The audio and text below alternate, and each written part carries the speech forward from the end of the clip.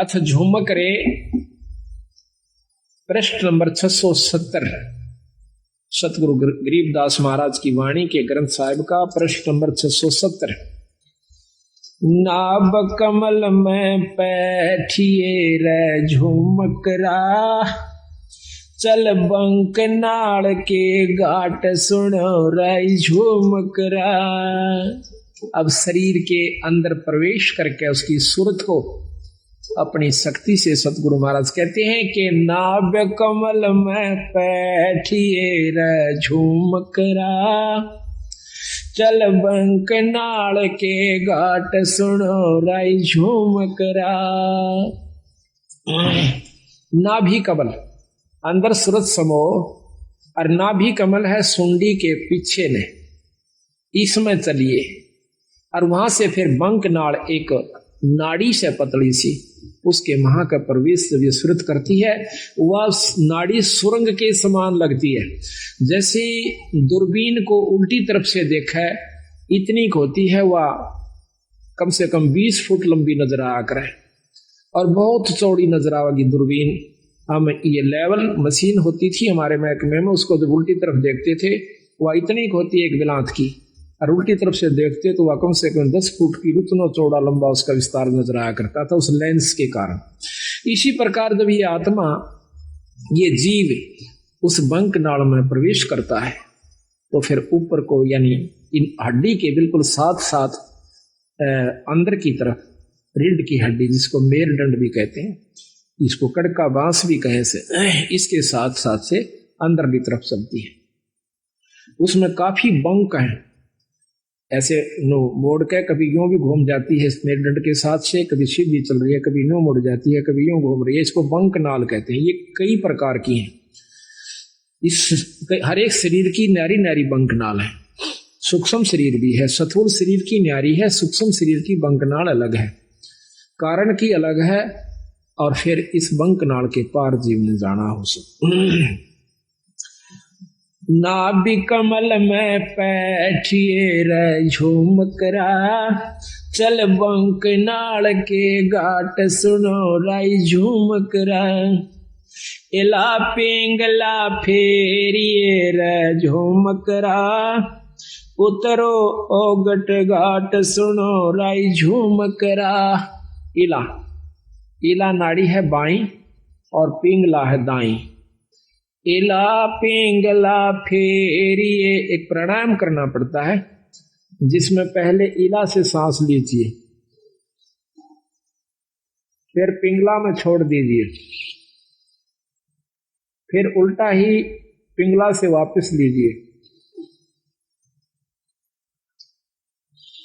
वापस फिर इला से छोड़ दीजिए। एक प्राणायाम हो गया।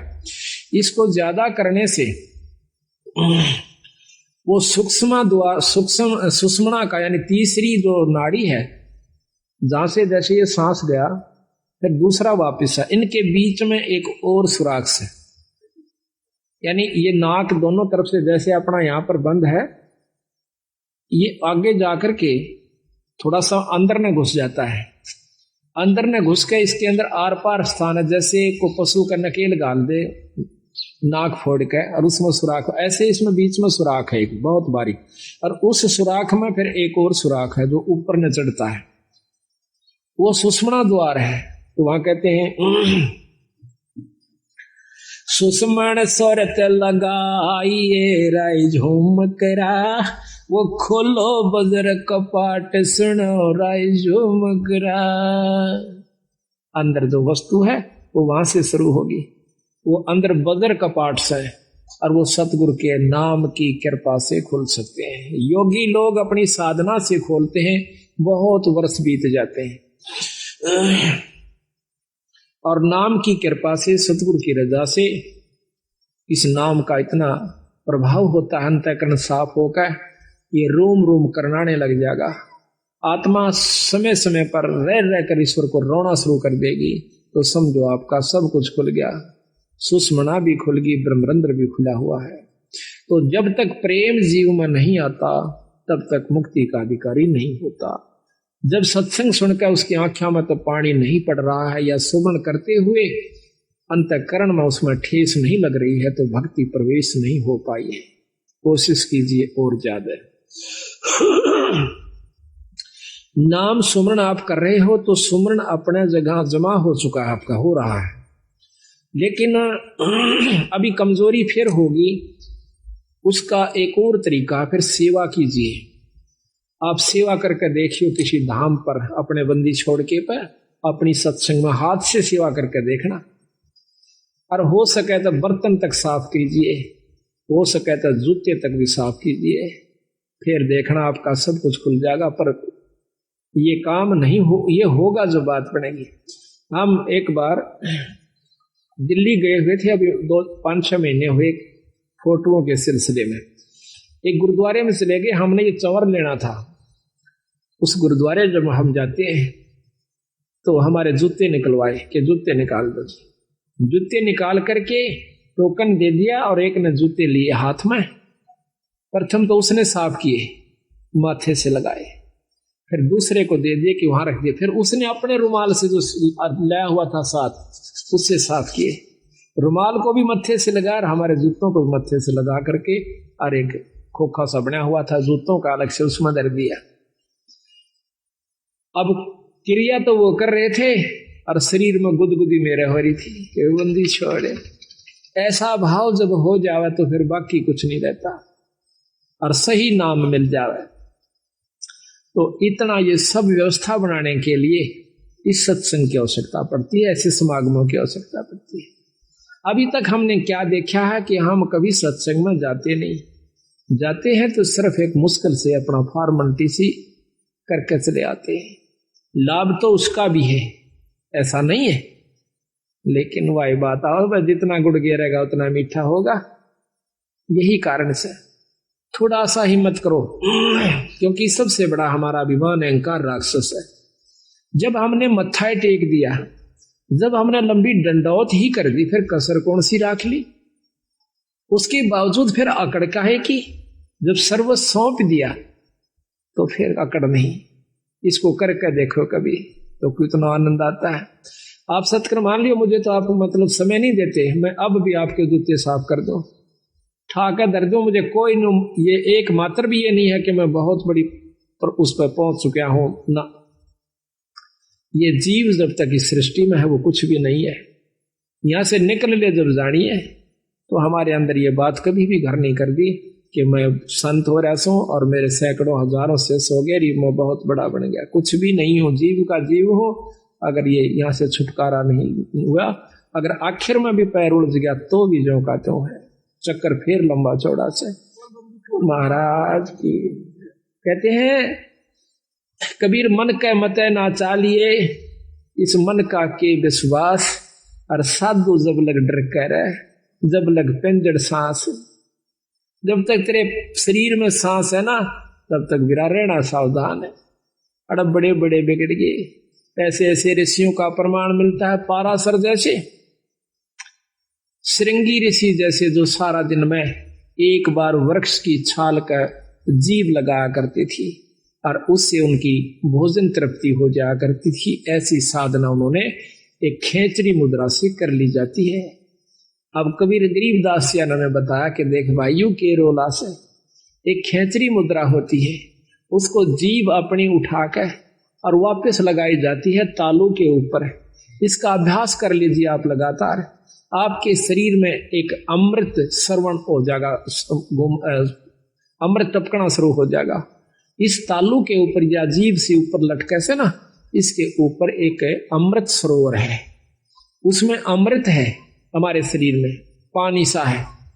और जब इसको हम ऐसे जीभ को वापस मोड़ कर और उसको लगा लेते हैं, तो वो अमृत हमारे शरीर में प्रवेश करना शुरू कर। उसमें एक सुराख सा बारीक सा, इतना बारीक है कि बाल हो से ना, बाल से भी कम है वो सुराख।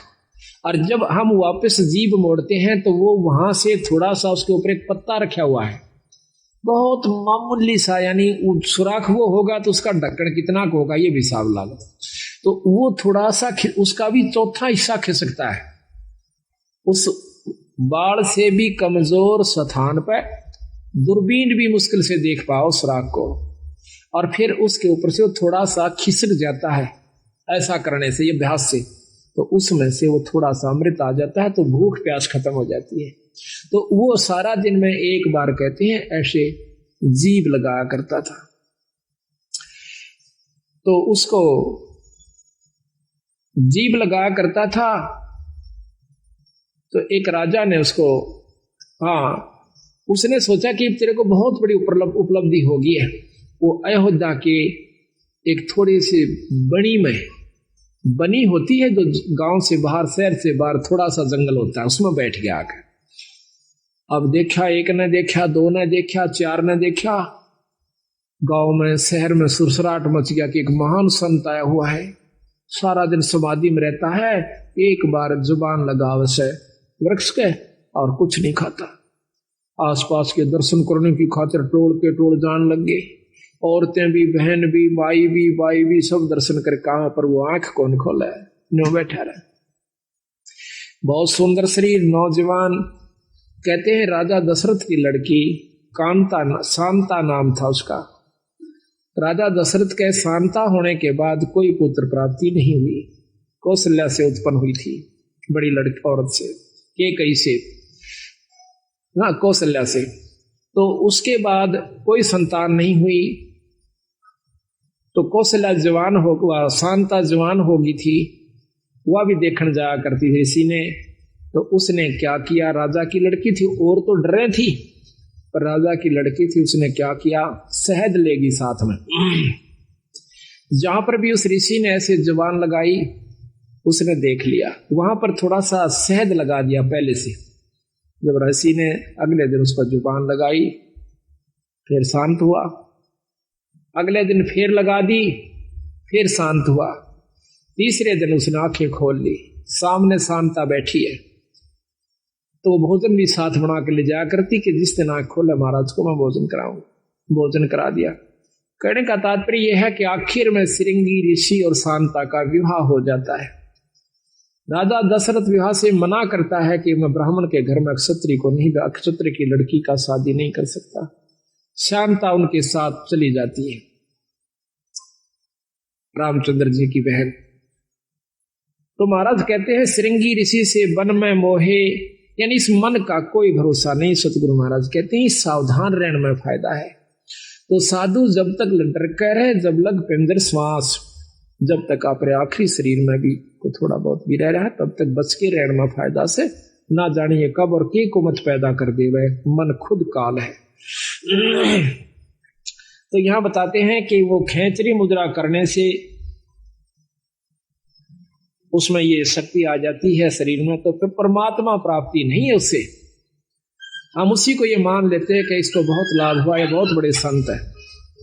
अब देखिएगा, इस कुत्ते ने एक बार इसको रेन लाइए भगत जी, एक टूक गिर दे, और इसकी ये फिल्म लेना भगत जी, इस कुतिया की। अब इसको देख कर भी कालजा नहीं हिलता है, एक रोटी गिर दो उसको, वो आप जाना भगत जी वहां पर, वो फिल्म कुत्ती की देख पूरी अच्छी तरह उसकी खाज लगी हुई है, कि हाल हो रहा है इस बेचारी का। और ये भी कभी मनुष्य शरीर में थी, ये कभी प्राणी भी होगी, पटरानी भी होगी, आम औरत भी रही होगी, मनुष्य भी रही होगी। आज इसकी क्या हालत हो रही है, एक टूक की खातिर, एक रोटी खातिर या दर दर भरम रही है। और हम अब भी आंख नहीं खोलते, इतना ज्ञान हुए पाछे भी, तो भाई बहुत कमजोरी में सो आप। तो महाराज कहते हैं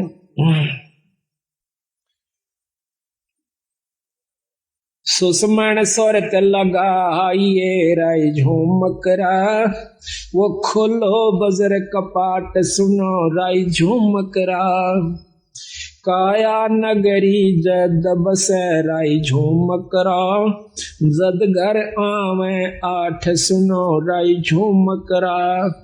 ये काया नगरी जब बसेगी, जब भगवान भजन के काबिल होगी, जब इसमें सील, संतोष, विवेक, अक्षमा, भाव, भक्ति, नम्रता, दया, ये 8 प्रकार की व्यवस्था उत्पन्न हो जाएगी, अहंकार खत्म हो जाएगा। काया नगरी जद बसे राय झूमकरा, जद घर आवे 8 सुनो राय झूमकरा। द्वादश बांध लगाइए राई झूमकरा, नक सरवर पे ध्यान सुनो राई झूमकरा। शंख पदम उजियार है रे झूमकरा, जहाँ कोट कलास सिभान सुनो राई झूमकरा।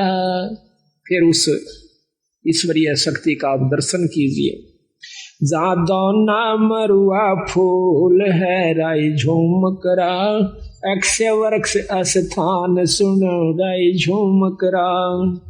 राय चमेली केवड़ा रे झूमकरा, सूरजमुखे शोभान सुनो राई झूमकरा। सुरत नरत दो अंसनी रे झूमकरा, मान सरोवर नाम सुनो रे झूमकरा। के अंदर जब आप जाओगे, अंदर ईश्वरीय शक्ति की आपको झलक होना शुरू होगी। अब कोई तो शुरू में ही प्रकाश नजर आता है, कोई भी इष्ट है, कोई भी देव है, उसका प्रकाश होता है।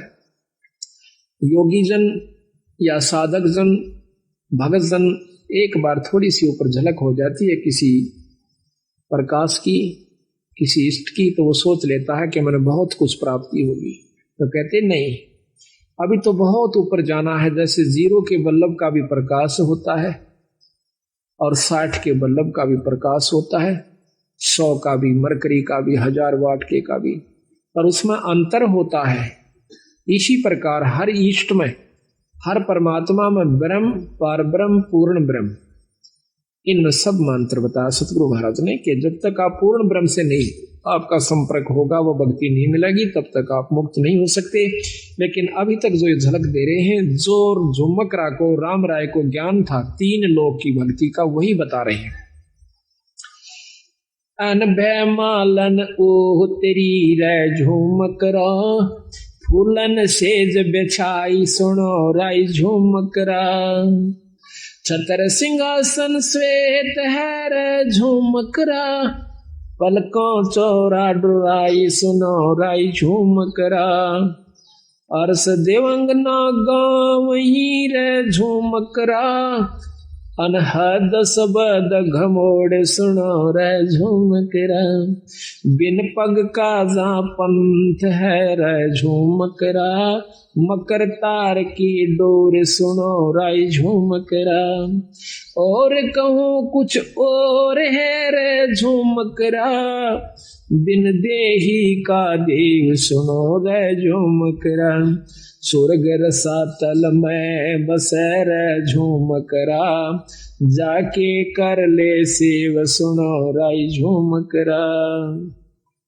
3 चरण चंता मणि राय झूमकरा, गर्दन गरीब मरोर सुनो राय झूमकरा। इस प्रकार सतगुरु महाराज उनको बता रहे हैं कि भाई इस प्रकार आप अंतःकरण में जा, अपने अंदर में, शरीर में प्रवेश कीजिए, फिर उस ईश्वर का, ईश्वरीय शक्ति का आप लाभ लीजिए।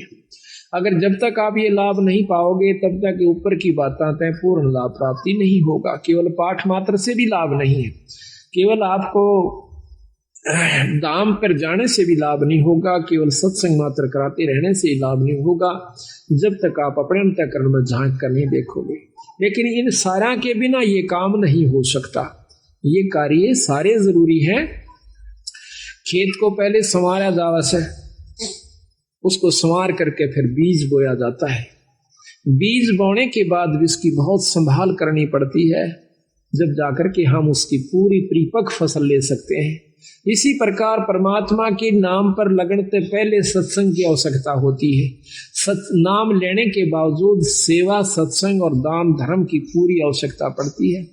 साधुओं की सेवा, संतों की सेवा, सत्संग की सेवा, ये भी साथ चलेगी। जिस प्रकार खेत में बीज बोए पाते हैं, उसमें खाद, पानी, रखवाली, सारी चीज की आवश्यकता पड़ती है। ठीक इसी प्रकार नाम ले लेने मात्र से कोई न सोचे कि ईब में अपने आराम से घर बैठकर ही भक्ति कर सकते हो, घर बैठ करके। पर आज के युग में इतना सुलभ नहीं है कि आप घर बैठ करके ही इन बुराइयों से बचे रह सकते हो। ये तो बार बार जैसे कितना ही सुथरा मकान हो और सारे के चिप्स ला रखी हो उसको आप बंद कर दीजिए। एक हफ्ते के बाद खोलिए, उस पर दो सूत है, उस पर धूल जमी मिलेगी। जबकि खूब बंद कर दिए खिड़कियों को, दरवाजों को, फिर भी उसके ऊपर डस्ट यानी धूल जमी पाओगी। मेज पर देखना कपड़ा मार के एक हफ्ते के बाद। इसी प्रकार अगर आप सत्संग में नहीं आओगे तो आपके अंतःकरण में इतना मैल जमा हो जाएगा और एक समय ऐसा होगा कि आपको सुमरण और सत्संग कड़वा लगने लग जाएगा। आज आपने प्यारा लगे पर उस समय ये आपको सुहावा नहीं गा। कई बार आप सत्संग पाठ करना चाहते हो, नित्यनेम नहीं कर पाते। कई बार नाम पर लगाना चलते हो, मन को मन नहीं लगता, कहीं और उलझेड़े मुड़ जाता है। कोशिश करने से भी नहीं लगता, उस दिन आनंद नहीं आता आपको। कारण क्या है कि आपके अंतःकरण में कोई मैल आ गया, किसी कारण से भी, किसी की द्वेषता का, किसी प्रिय मित्र की और कोई अप्रिय घटना का कोई भी विक्षेप आ चुका है, जिसके कारण आपको वो प्रिय वस्तु आज फिर अप्रिय होगी। तो इसी प्रकार सत्संग में आने से जानकारी होती है कि ये कोई काहू का है नहीं, झूठा संगी साथ या कोई किसी का नहीं। कबीरा चंता तो सतनाम की और ना चंता दास, और जय कोई चंता नाम बिना वह काल की फांस। ये काल की पास है, काल इसको फंसा के रखने की खातिर उसके मन में सो विक्षेप क्रोध अहंकार या कोई चिंता फिक्र बनाए रखे कि कहीं ये भक्ति भाव में ना लग जाए। तो उस दिन और ज्यादा भक्ति करे, परमात्मा का नाम लेवे, कोई किताब धार्मिक पढ़ लेवे, अपने गुरु से मिलन की कोशिश करे, संत से मिलन की कोशिश करे, आसपास कोई सत्संग हो तो उसमें जाने की कोशिश करे, ताकि आपके मन का जो अंतःकरण के अंदर जो विकार आया हुआ है वो ठीक हो जाए। घर में नहीं ठीक हो सकता, या तो सुमरण आदि करे, ना चाहते हुए भी करे उस सुमरण को, उस दिन फिर आप ठीक हो जाओगे। इसी प्रकार सत्संग की आवश्यकता पड़ती है। तो ये बहुत लंबा प्रकरण कबीर साहब ने दिया है, गरीबदास जी ने दिया है, उनका बारे में जो मकरा को बताया है। इन्होंने ऊपर बताया कि इससे ऊपर एक और शक्ति है भाई, वो क्या है? ब्रह्मा विष्णु महेश से, क्योंकि वो खुद भी विष्णु उपासक थे राम राय जी। सकल वेद तो से कहूँ रे जो मकरा, सुनियो शब्द संदेश सुनो राजो मकरा। अब ये योगियों का मार्ग तेरे बस का कोना भाई राम राय। ये ना तो आप ऐसा साधन अपना सकते, ना इतना समय आपको मिल सकता। अब बताता हूं सही भेद। एक शब्द संदेश, गुरु से उपदेश लिए पूरे संत है, नाम वो भी हो जो वही हो जो कि प्रमाणित है। फिर वो गुरु के पास वो सार नाम हो, और सार नाम के बाद आपको शब्द प्राप्ति करवावे। सार नाम के बाद शब्द का नंबर होगा। तो जब तक शब्द प्राप्ति नहीं होती तो भी आप पूर्ण मुक्ति के अधिकारी नहीं हो पाओगे। तो इतना गजब काम है। तो महाराज कहते हैं सकल भेद तो से कहूँ रे झूमकरा, तुम सुनियो संत संदेश शब्द संदेश सुनो राय झूमकरा। इनने ना दिखलाइए रे झूमकरा, कैसा है वो देश सुनो राय झूमकरा। अब बंदी छोड़ कहते हैं कि ना तो तने समाधि यानी ये कोशिश करने की आवश्यकता प्राणायाम आदि की, मेरे शब्द में मेरे नाम में वो शक्ति आपको इन आख्यात नो का नो आंख खुली है और सुरत सतगुरु के चरणों में जा चुकी होती है। इसको सहज समाधि कहते हैं। ये मेरे नाम में शक्ति है, मेरे शब्द में शक्ति है। सकल वेद तो से कहूँ राय झूमकरा, सुनियो शब्द संदेश सुनो राय झूमकरा। इनने ना दिखलाइए रे झूमकरा, कैसा है वो देश सुनो राय झूमकरा। पल नीचे पल ऊह परे रे झूमकरा, तामद नरक निहार सुनो राय झूमकरा। अजर नजर आवे नहीं रे झूमकरा, खिले अदर अदार सुनो राय झूमकरा। दैने बामे आंगणे रे झूमकरा, स्वर्ग रसातल बहन सुनो रे झूमकरा। तेरे कुटी छाजे बैठ कर झूमकरा, वो देखो राम रतन सुनो राय झूमकरा। त्रिकुटी छाजे, उस त्रिकुटी का अंदर पहुंच के और फिर उस राम रतन को देखो, ईश्वरीय शक्ति को देखो। सनकादिक नारद रटे रे झूमकरा, ये रट ब्रह्मा विष्णु महेश सुनो रे झूमकरा।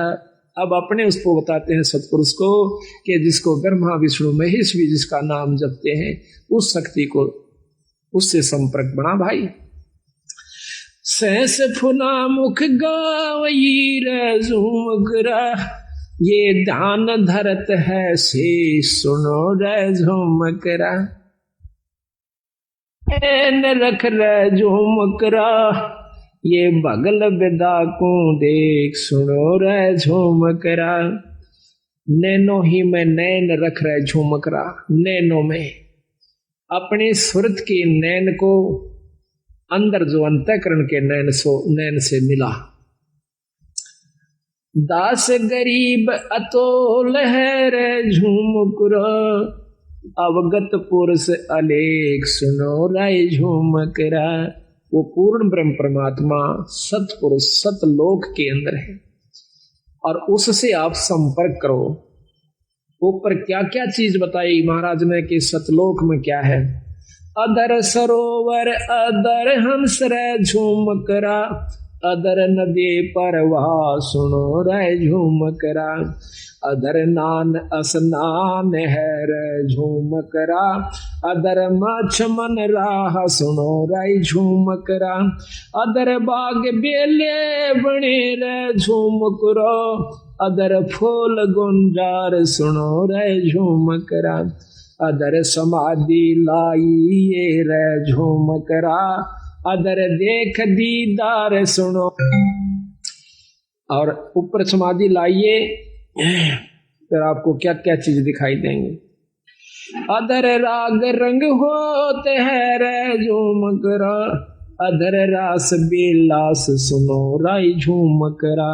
अदर सरा साहेब धनी रे झूमकरा, अदर चौर खैवास सुनो रे झूमकरा। अदर नगर अवगत बसे रे झूमकरा, अदर वृक्ष विस्तार सुनो रे झूमकरा। अदर सुराही फिरत है रे झूमकरा, अदर होवे जो नार सुनो रे झूमकरा। अदर पाक प्याले फिरे रे झूमकरा, अदर बसे मतवार सुनो रे झूमकरा। अदर बीज भूमि अदर रे झूमकरा, अदर तमाम जुहार सुनो रे झूमकरा। अदर गलीचे बेच रही रे झूमकरा, अदर मुजरा हो सुनो रे झूमकरा। दास गरीब अदर बसो रे झूमकरा, अदर सुरत पेरो सुनो रे झूमकरा। कहते हैं उस परमात्मा को ध्यान से देखिए और ऊपर सुरत पिरो जैसे सुई में धागा पोया करें। कितनी सावधानी से उसको करना पड़ता है। तो इस प्रकार सूरज को महाराज कहते हैं ऊपर करो। तो जब उस राम राय के बहुत लंबा प्रकरण से आज पौन घंटे का मार्ग बहुत न्यारे न्यारे विस्तार से सतगुरु महाराज ने इसमें दे रखा है। हर चीज के हर पहलू के ऊपर उसको बताया। फिर वो प्रश्न करता है कि महाराज कि हमने तो ब्रह्मा विष्णु महेश इन्हीं शक्तियों की जानकारी थी, लेकिन महाराज आपने तो बहुत कुछ बताया है, इसके बारे में हमें ज्ञान नहीं। तो क्या कहते हैं, भाई पूरब देश हमारे है रे झूमकरा, कोई न जाने भेव सुनो राय झूमकरा। गगन मंडल में रहते है रे झूमकरा, दिन देही का देव सुनो रे झूमकरा। अनहद जंग बजावही रे झूमकरा, है जंदा जगदीश सुनो रे झूमकरा। सिर पर सायब सत्य है रे झूमकरा, आया बिस्वे बीस सुनो रे झूमकरा। इस प्रकार महाराज ने बताया है कि वो परमात्मा सतपुरुष उस सतलोक में रहता है जिसके पढ़ने से जिसको पाने से जीव की पूर्ण मुक्ति होती है। फिर उसने पूछा है राम राय ने कि महाराज, भगवान विष्णु और भगवान शंकर, ब्रह्मा जी, माता जी, ये भी परम शक्तियां हैं। उन्होंने बताया कि हाँ शक्तियां हैं, पर भाई ये 3 लोक की परम शक्तियां हैं, ये 3 लोक के मालिक हैं, 3 लोक के अंदर ये पूर्ण समर्थ है। पर 3 लोक की जो व्यवस्था है इस ब्रह्मांड की, वो सुन लीजिए। अपने किए हुए कर्म का जीव भोग भोगता ही रहेगा, जन्म मरण भी होता रहेगा, आपकी मुक्ति नहीं हो सकती। तो राम राय कह नहीं महाराज, मुक्ति तो 4, चौथी मुक्ति 4 मुक्ति हो जाती है। तो चारों मुक्तियों का वर्णन करती है बंदी छोड़ कहते हैं कि चौथी मुक्ति के योगी जन कहाँ जाते हैं? परम चौथी मुक्ति है, वो ब्रह्मलोक में चले जाते हैं। और आप पढ़ के देखिए, इसमें शक्ति पुराण में साफ लिखा हुआ है, और सुख सागर है एक बहुत अच्छे संत के द्वारा रचित, उसने लिखा है कि जो योगी जन बहुत अच्छी समाधिस्थ होकर के और बहुत अच्छी साधना कर लेते हैं, वो ब्रह्मलीन हो जाते हैं। ब्रह्मलीन कैसे होते हैं? ब्रह्मलोक को चले जाते हैं, जो निरंजन का लोक है, जिसको महास्वर्ग कहते हैं। उसमें अपनी की हुई कमाई को खाए के कोई 10 लाख वर्ष, कोई कई युगों तक, और चौथी युग मुक्ति ऐसे होती है जब तक ये महाप्रलय नहीं होती तब वो स्वर्ग में रहेगी वो जीवात्मा। और जब उसकी चौथी मुक्ति खत्म हो जाएगी, वो फिर जीव रूप के अंदर इस मृत मंडल में ऐसे चक्र काटेगा जिस प्रकार आज हम काट रहे हैं। तो राम राय कहने लगे महाराज, इसका कोई समाधान नहीं है कि ये जीव मुक्त हो जाए। अख है भाई, पर वह कड़वी दवाई है, तुम ले नहीं सकते। है आसान पर कड़वी दवाई है। और कड़वी क्यों महाराज? कड़वी न्यू है कि तुम जिस रंग में रंग चुके हो इससे ऊपर नहीं उठ सकते। हम इन शक्तियों का आदर करते हैं, हम इन शक्तियों का यथोचित आपको लाभ व स्थान बता रहे हैं, और वही आपके शास्त्र बता रहे हैं। और फिर हम यहां से कति छुटकारा आपको दिवा करके और अपने लोक में ले जाओगे, सतलोक में। कहा महाराज सतलोक, वो सचखंड सुन्यासी, हाँ सचखंड, वो कौन सा है? कि वही विष्णु लोक सचखंड है। हाँ वो भी सचखंड है, विष्णु लोक भी सचखंड है, वो सतलोक है। लेकिन असली देखो, राजधानी तो चंडीगढ़ भी है और राजधानी दिल्ली भी है। तुमने राजधानी शब्द सुना है और उसकी जानकारी को ना, कि राजधानी चंडीगढ़ में किस शक्ति की स्थान वास है और दिल्ली के अंदर किस शक्ति का वास है, यही मैं बताना चाहूं सो आपने कि विष्णु लोक भी सतलोक है बीरा, पर सतलोक एक और भी है जिसके सबके ऊपर जिस शक्ति का पूर्ण रूप से वास है। क्या है वो? पूर्ण ब्रह्म परमात्मा, उसके ऊपर कोई शक्ति नहीं है।